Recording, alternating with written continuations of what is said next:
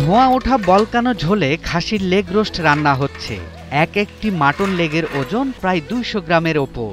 এমন mutton leg রোস্টের সাথে ধোঁয়া ওঠা হাঁড়িতে চাল ডাল আর মশলা মিশিয়ে তৈরি করা ভুনা খিচুড়ি হালের ট্রেন্ডিংয়ে ভোজন রসিকদের পছন্দের তালিকার শীর্ষে ব্যতিক্রমী স্বাদের মাটন লেগ ও খিচুড়ির কম্বো ডিশটি।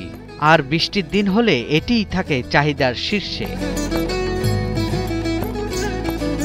একটা লেগের সাইজের ওজনই 250 গ্রাম। তো এরকম একটা 250 গ্রামের লেগ বাইরেই সাধারণত বিক্রি হয় 400 টাকা, আর আমরা লেগ রোস্ট খিচুড়ি সহ এটা প্রাইস রাখতেছি 400 টাকা। ঢাকার খিলগাঁওয়ে খাবার প্রেমীদের খাসির লেগ রোস্ট আর খিচুড়ি কম্বোতে রীতিমতো ঝড় তুলেছে দক্ষিণা কিচেন।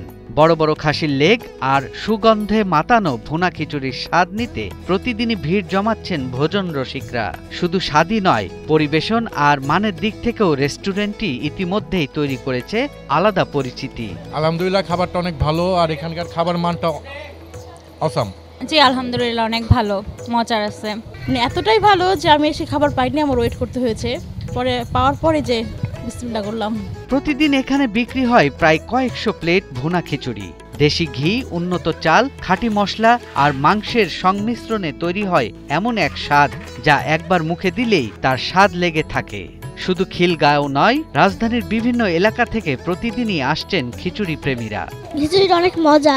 ভালো লাগার কারণ হচ্ছে এদের এটা স্পেশাল একটু টেস্ট আছে। অন্য জায়গায় তো খিচুড়ি, ঘরোয়া খিচুড়ি খাইছি, তারপরে আপনার আর অন্য জায়গার খিচুড়িও খাইছি, কিন্তু এখানে খিচুড়িটা একটু ভিন্নতা পাইছি আর কি। এখানে আমি রেগুলারই খাচ্ছি, আর এখানের খিচুড়িটা আসলে অন্যরকম একটা স্বাদ, কারণ অন্যান্য খিচুড়ি থেকে খিচুড়িটার গ্রেভিনেসটা খুব ভালো। রেস্টুরেন্টের কর্ণধার জানালেন, শখ থেকেই শুরু দক্ষিণা কিচেনের। ছাত্র জীবনের মেসে রান্না করার অভিজ্ঞতা থেকেই খিচুড়ির আইডিয়াটা তার মাথায় আসে।